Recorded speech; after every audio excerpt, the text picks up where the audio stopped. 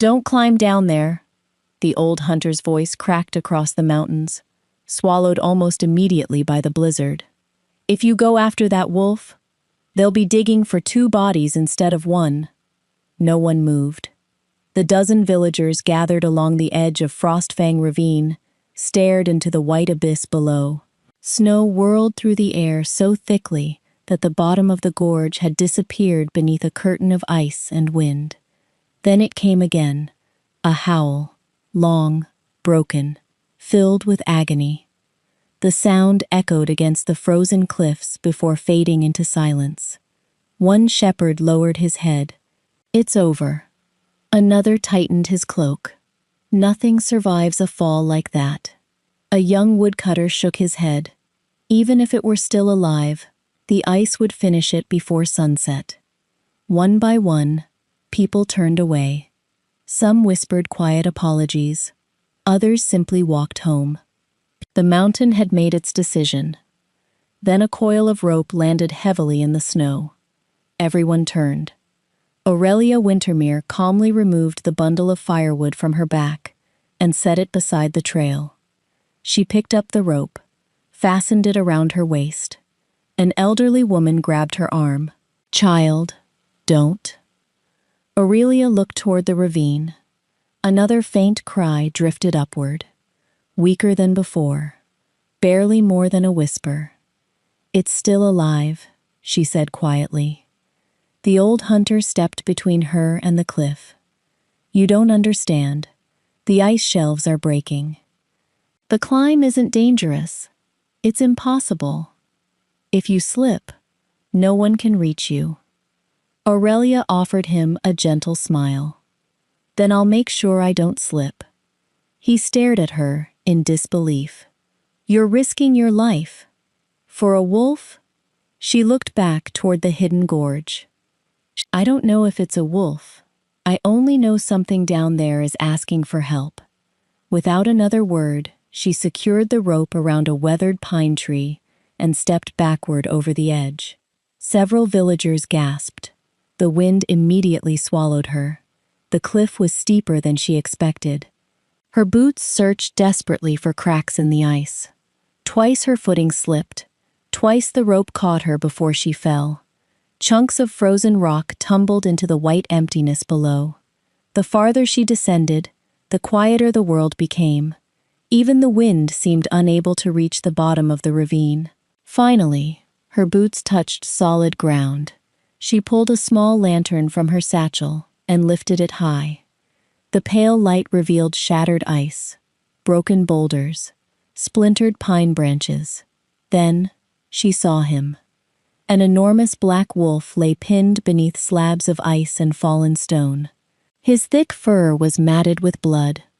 One foreleg bent at an unnatural angle. Snow had gathered across his body until he looked almost like part of the frozen earth.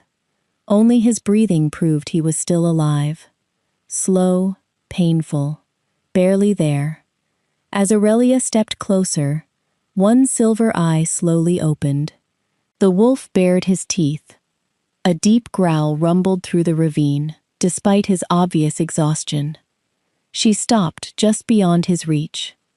"Well," she smiled softly, "I suppose if you still have enough strength to threaten me, you're not ready to give up yet." The wolf growled again. Weaker this time, Aurelia carefully knelt beside the shattered ice trapping his body. She rested one gloved hand on the frozen rock. "I know you're frightened. So am I." She reached for the small hatchet hanging from her belt. "But we're getting out of here." Above them, a loud crack echoed through the ravine. A fresh sheet of ice broke loose from the cliff. The mountain was beginning to collapse. The crack above her wasn't the last. Another followed, then another. Shards of ice rained into the ravine, shattering against the rocks around Aurelia's feet. She glanced upward. The rope she had climbed down swayed violently against the cliff face. "So much for taking the easy way home," she muttered. The black wolf lifted his head slightly. His silver eyes never left her. "You can glare at me later," she said, gripping the hatchet with both hands. Right now, we have work to do. The ice imprisoning his hindquarters had frozen as hard as stone. Each strike of the hatchet sent painful vibrations through her arms. Again, again, again. The wolf flinched but remained still, as though he understood she was trying to help. Hours seemed to pass, her gloves soaked through. Her fingers went numb. At last, a large slab of ice cracked apart. She shoved it aside with all her strength. One more. The wolf tried to pull himself free. A sharp yelp escaped him. His injured foreleg buckled beneath his weight. Easy. Aurelia knelt beside him. You've survived this long. You don't have to prove how stubborn you are. He gave a low huff that almost sounded offended. She laughed. I'll take that as agreement. Using fallen branches as levers, she pried away the remaining stones pinning his body. With one final push, the wolf slid free. He collapsed immediately. His breathing became ragged. Aurelia examined the mangled foreleg. It's broken. The wound beneath it had already begun to freeze. She unwound the thick wool scarf from around her neck and carefully wrapped it around the bleeding limb. The wolf tensed. His lips curled back. I know it hurts. So does frostbite. When the bandage was secure, she looked toward the towering cliff. The climb back was impossible, not carrying a wolf this large. Night was already falling. The temperature dropped with frightening speed. Aurelia gathered broken branches scattered across the ravine floor and struck flint against steel until a tiny flame appeared. Soon a small fire crackled beneath the shelter of an overhanging rock. She dragged pine boughs close to the flames, creating a dry place for the wolf to lie. Then she sat beside him, wrapping the remaining blanket around both of them to hold in what little warmth they could find. Outside, the blizzard howled through the gorge. The wolf shivered violently. Without thinking, Aurelia rested a careful hand against his neck. His fur was icy beneath her fingers. You don't know me, she whispered, and I don't know you. But neither of us is dying here tonight. The wolf slowly turned his head. For several heartbeats, he simply watched her. Then, with obvious reluctance, he lowered his massive head onto the blanket between them. The growling stopped. The fire burned low. Exhaustion finally claimed them both. At dawn, distant voices echoed down the ravine. Aurelia, answer us. She forced open her eyes and called back. We're here. A rope dropped over the cliff moments later. 2 mountain shepherds climbed down, their faces paling when they saw the enormous black wolf. You actually found him, one whispered. The other stared at Aurelia in disbelief. And somehow, you kept him alive. By midday, the entire mountain village had gathered outside Aurelia's cottage. The shepherds had managed to pull both Healer and Wolf from the ravine, but getting the injured animal home had taken 6 men, a reinforced sled, and nearly half the afternoon. He's the biggest wolf I've ever seen, one shepherd muttered, rubbing his sore shoulder. And the heaviest, another groaned. Aurelia smiled faintly. I tried telling him that. The wolf opened one silver eye, as if he had heard the comment. You can complain later, she said, setting another pot of herbs over the fire. Right now, you're my patient. For the next 4 days, the little cottage became a place of quiet routine. Every morning, Aurelia cleaned the wolf's wounds with warm water, infused with mountain herbs. Every afternoon, she carefully reset the broken foreleg and changed the splints. Every evening, she fed him broth mixed with crushed medicinal roots. The wolf protested every treatment with a low growl. You really are impossible, Aurelia sighed one evening. You complain more than my oldest patients. His tail gave the faintest flick. She pretended not to notice. On the fifth morning, Aurelia entered the room, carrying fresh bandages. The bed was empty. She froze. The blanket lay on the floor. The splints she had tied so carefully rested beside it. Before panic could set in, a man's voice drifted from the corner of the room. "I was wondering how long it would take you to notice." She turned sharply. A tall man sat against the wall, wrapped awkwardly in one of her oversized blankets. Dark hair fell across his forehead. Fresh scars crossed his broad shoulders. His injured leg was still carefully splinted. He looked thoroughly uncomfortable. Aurelia blinked once, then looked at the empty bed, then back at him. "So," she said thoughtfully, "that explains why you weighed as much as a horse." The stranger stared at her, then laughed. A real laugh, deep enough to make his injured ribs protest. He winced immediately. "Don't do that," Aurelia said, trying not to smile. "It'll tear your stitches. I think they're safe.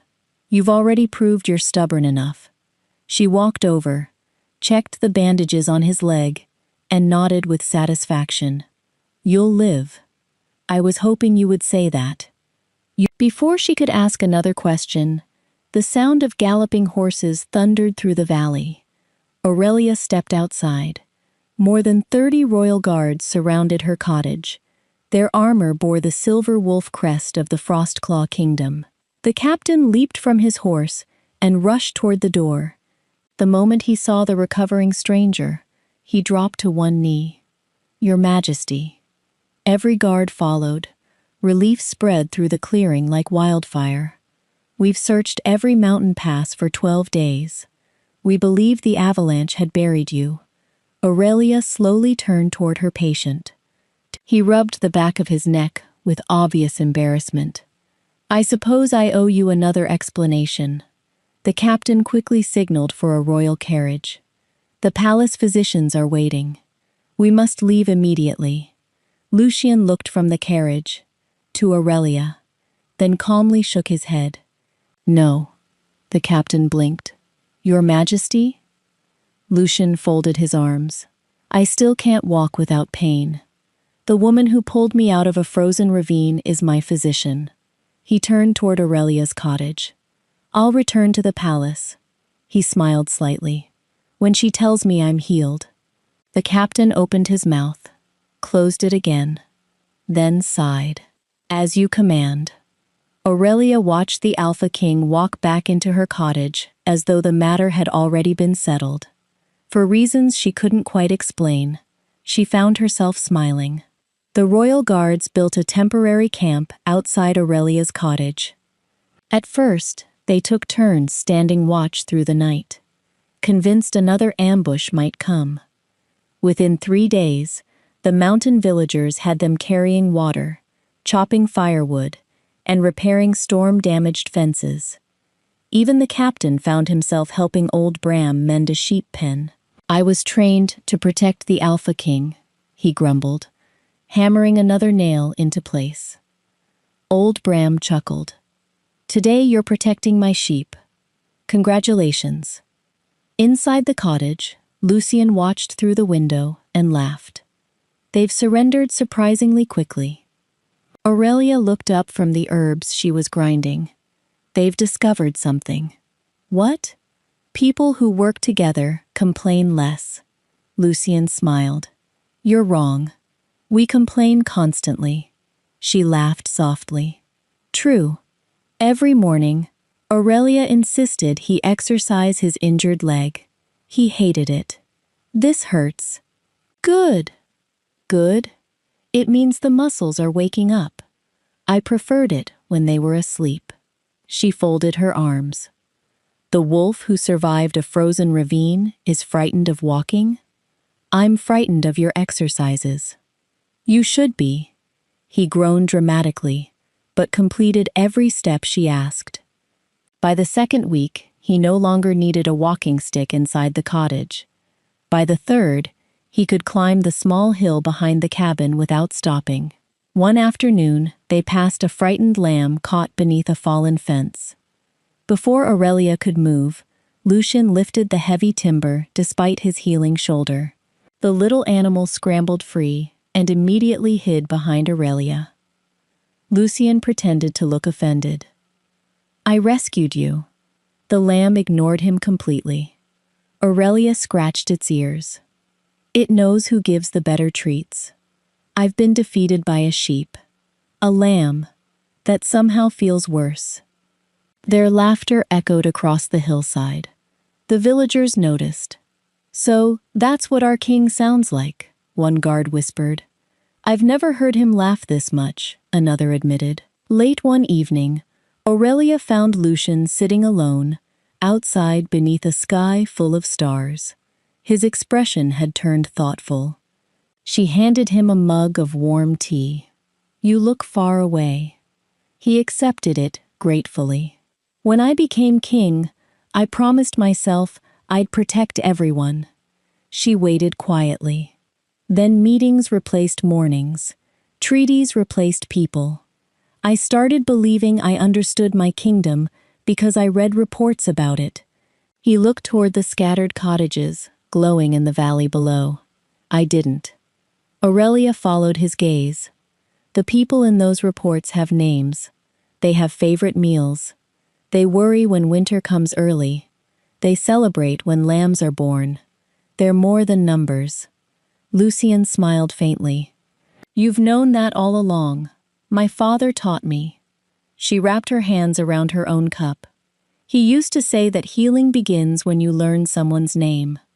Silence settled comfortably between them. Not awkward, not empty, peaceful. For the first time in years, Lucian wasn't thinking about the palace.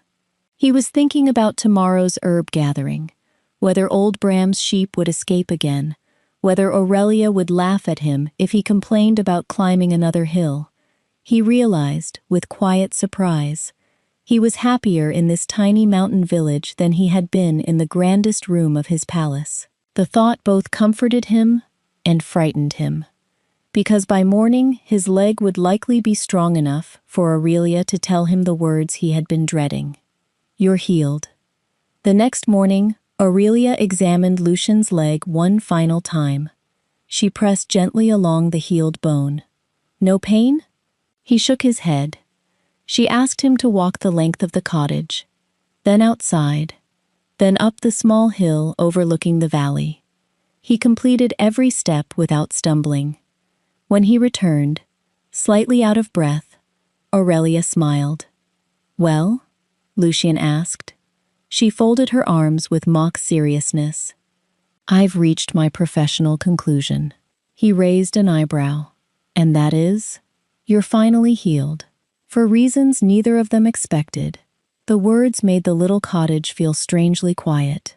The royal captain, who had been waiting outside all morning, stepped forward with an unmistakable look of relief. "Your Majesty, the carriage is prepared. The royal council has delayed 3 meetings. The palace physicians are waiting. The ambassadors—" Lucian raised a hand. "I heard you." The captain wisely fell silent. Lucian turned back to Aurelia. "Come with me." She blinked. "To the capital?" "I'd like you to become the royal healer," he smiled. "You'd have every medicine you could ever need. A larger clinic. Apprentices. The chance to help the entire kingdom." It was a generous offer, one many people would have accepted without hesitation. Aurelia looked toward the valley below. An elderly shepherd waved as he passed with his flock. She waved back. Near the river, 2 orphaned brothers were trying, and failing, to catch fish with handmade nets. She had promised to teach them that afternoon. Across the road, Mrs. Elsinore stood outside her cottage, rubbing the shoulder Aurelia treated every week. Aurelia smiled softly. "I can't." Lucian didn't interrupt. She pointed toward the village. "Old Bram's knees ache whenever the weather changes. Mrs. Elsinore forgets to take her medicine, unless I remind her. The Miller twins still think herbs taste better with honey. They're wrong." Lucien laughed quietly. The orphan boys? They pretend they're brave, but they still leave soup outside my door whenever they think I've worked too hard. She looked back at him. They're my family.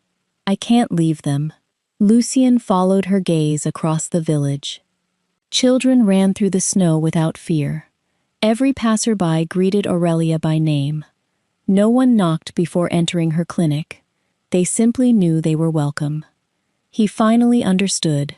She wasn't staying because she feared the palace. She was staying because people depended on her, and she loved them enough to remain. After a long silence, he nodded. I won't ask again. Aurelia looked surprised. You won't? He smiled. No. If your heart belongs to these mountains. He glanced around the peaceful valley. Then perhaps the king should visit the mountains more often. The royal captain nearly dropped the travel bags. Your Majesty? Lucien ignored him. I'll come here. The captain stared in disbelief. Every week? If necessary. Aurelia laughed. That's a long journey. Lucien's eyes never left hers. Some places are worth the road. The carriage rolled away that afternoon. Aurelia stood outside her cottage until it disappeared beyond the mountain pass. She told herself life would return to normal. She truly believed it. Exactly 7 days later, a familiar knock echoed across her porch. When she opened the door, Lucien stood there carrying 2 heavy crates. I brought medical supplies. He smiled. And I was told your roof still leaks. True to his word, Lucien returned every week. Sometimes he arrived with wagons full of medicine from the royal apothecary.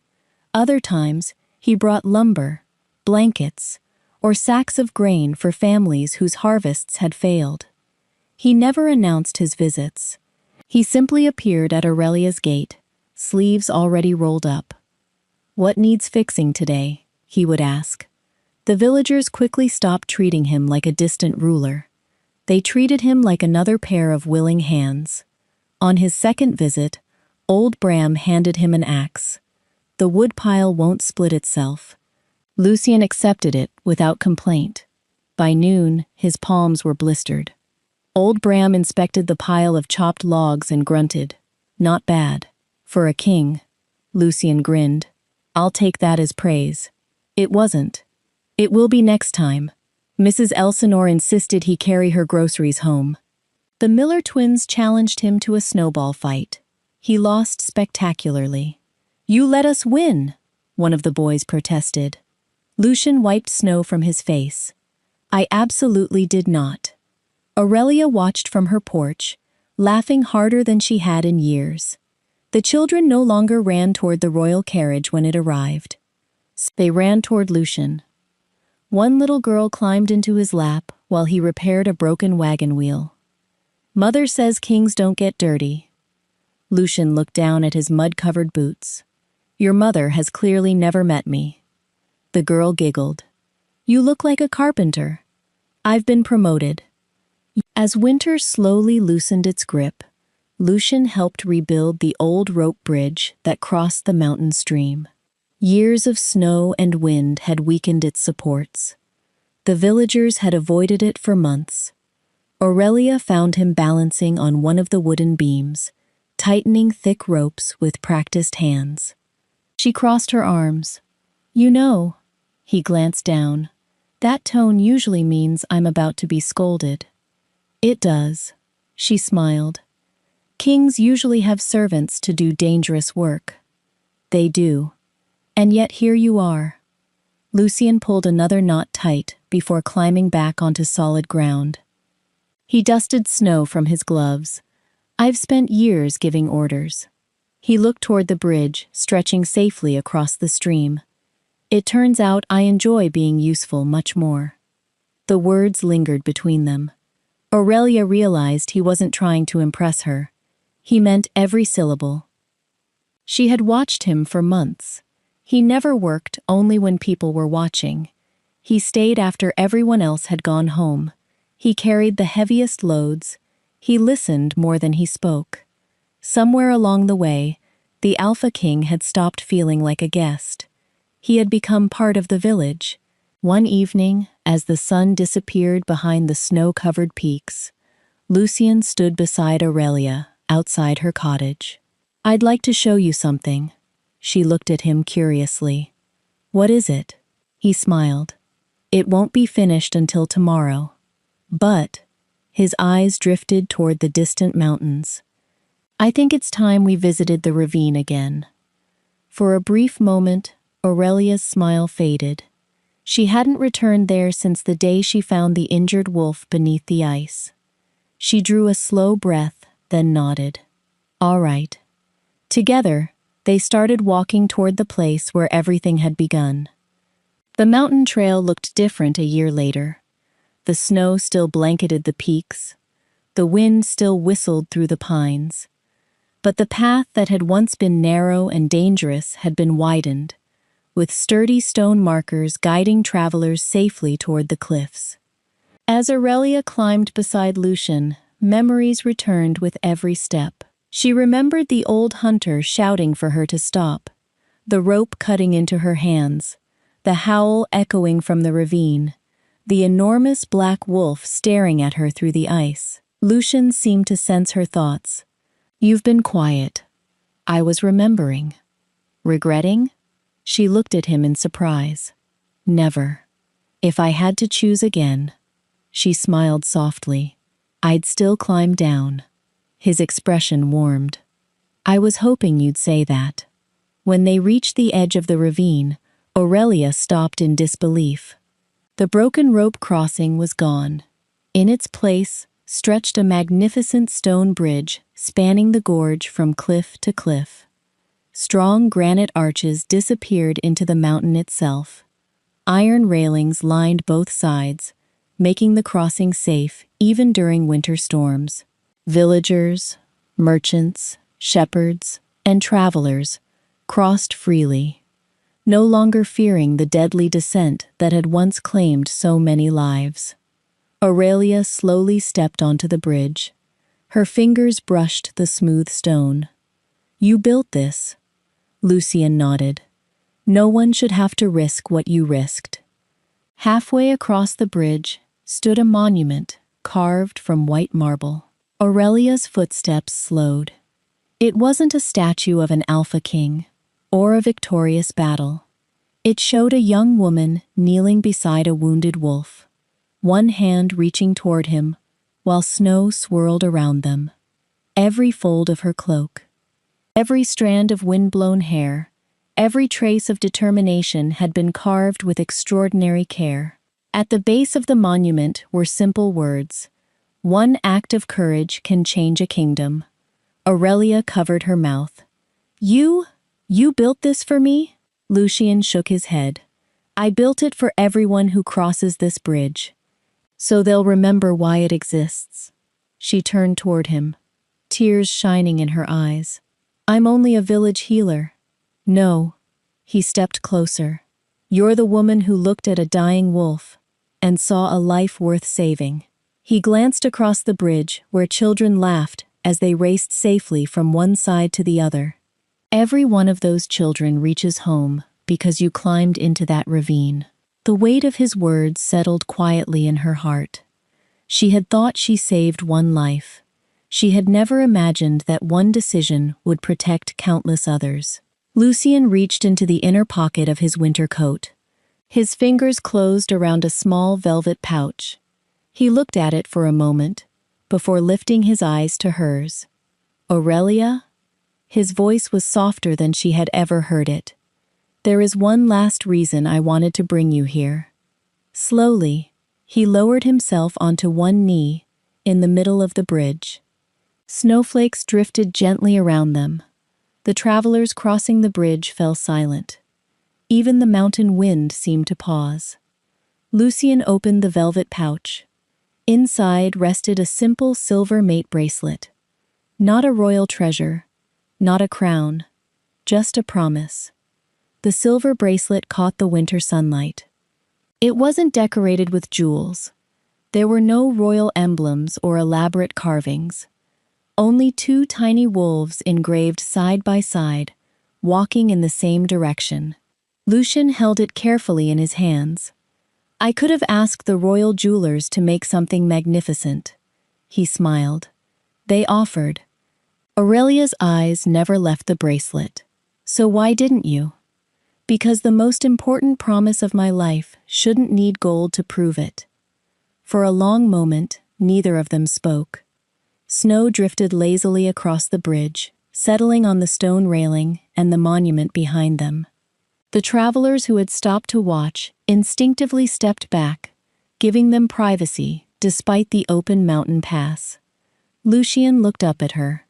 The day you climbed into this ravine, you had no idea who I was. You didn't know I wore a crown. You didn't know I could ever repay you. He drew a slow breath.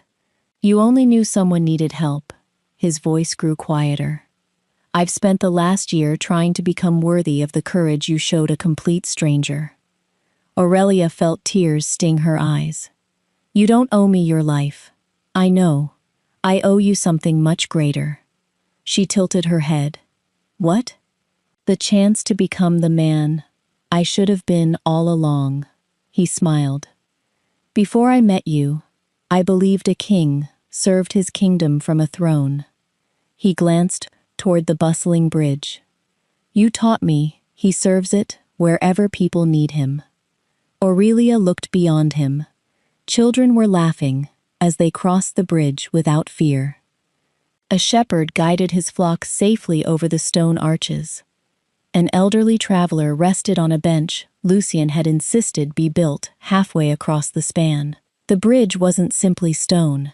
It was hope made visible. She looked back at the man kneeling before her, the Alpha King who chopped firewood without being asked, who carried medicine through snowstorms, who never once demanded she leave her village, who had chosen, again and again, to meet her where she already belonged. He had never tried to change her life. He had simply become part of it. Lucien held out the bracelet. I don't want you to accept this, because I'm the Alpha King. I don't want you to accept it, because I nearly died. I want you to choose me, only if your heart already has. Aurelia laughed softly through her tears. You know, he raised an eyebrow. What? The first time we met, you growled at me. I was trapped beneath a mountain. You were still rude. He laughed. I suppose I was. And every time I changed your bandages, you argued. The medicine tasted terrible. It healed you. I admitted that eventually. She smiled. So let me admit something too. She gently took the bracelet from his hands. I fell in love with the king. Long after I stopped seeing a crown. Instead of waiting for him to place it on her wrist, she fastened the bracelet herself. This time, she reached down and helped him to his feet. I'm choosing too. Lucien wrapped his arms around her. Around them, applause broke out across the bridge. Some laughed, others wiped away tears. High in the surrounding mountains, wolves lifted their heads and howled together. The sound rolled through the valley like a blessing. The healer who had climbed into a frozen ravine, and the king who had refused to leave her side, walked across the bridge together. Toward the future they had both chosen. 10 years later, the Frostfang Bridge had become the safest mountain crossing in the kingdom. Where travelers had once whispered prayers before attempting the dangerous path, they now crossed without fear. Merchants carried wagons of grain. Children raced across the wide stone arches. Pilgrims paused halfway to admire the view of the snow-covered valley below. At the center of the bridge, the marble monument remained untouched. Not a single winter had dulled the image of the young healer reaching toward the wounded wolf. Visitors often stopped to read the inscription. One act of courage can change a kingdom. On the first snowfall of every winter, the royal family returned. No ceremony announced their arrival. No trumpets echoed through the mountains. Lucien preferred it that way. He and Aurelia walked hand in hand across the bridge, while two small children ran ahead of them, laughing as snowflakes landed on their noses. "Slow down," Aurelia called. The children looked back just long enough to grin, before racing toward the monument. Their son reached it first. He traced the carved wolf with one mittened hand. "Mother!" He looked over his shoulder. "Is this really you?" Aurelia smiled. "So I've been told." Their daughter frowned thoughtfully. "But why isn't father the one in the statue?" Lucien chuckled. "That's an excellent question." The children turned to him expectantly. He knelt so they were eye to eye. Because kingdoms already remember their kings. He looked at Aurelia. "I wanted ours to remember the woman who climbed into a frozen ravine when everyone else walked away." The children followed his gaze. Their mother stood quietly beside the monument, exactly where the sculptor had imagined her years before. "But weren't you scared?" their daughter asked. Aurelia didn't answer immediately. She looked toward the deep gorge below, now hidden beneath a blanket of fresh snow. "I was terrified." "Then why did you do it?" She smiled gently. "Because courage isn't the absence of fear. It's deciding that someone else's life matters more than your fear." The children grew quiet. They looked from the monument to the bridge, to the bustling line of travelers safely crossing where death had once waited. Lucien rested an arm around Aurelia's shoulders. "Do you know how many people have crossed this bridge?" The children shook their heads. "More than 1,000,000. Their eyes widened. "And every one of them reached home safely, because your mother refused to leave one injured wolf behind." Just beyond the bridge, the small mountain clinic had grown into a thriving sanctuary. Travelers found warm meals there. Injured wolves were treated without question. Young healers trained under Aurelia, learning that the first lesson of medicine was compassion. No one was ever turned away. As evening settled over the mountains, the family paused in the center of the bridge one last time. Snow drifted softly around them. Far below, the frozen ravine lay peaceful at last. Aurelia squeezed Lucien's hand. "Funny, isn't it?" "What is?" "I climbed down there thinking I was saving one life." Lucien smiled. "You were." He looked across the bridge filled with laughing families. "You just didn't know how many lives that one would become." The kingdom remembered the Alpha King who survived a frozen ravine. History remembered something even greater. A healer who chose compassion when everyone else chose caution. One courageous decision saved a wounded wolf, inspired a better king, built a bridge across impossible odds, and proved that the greatest monuments are never raised to power, they're raised to kindness.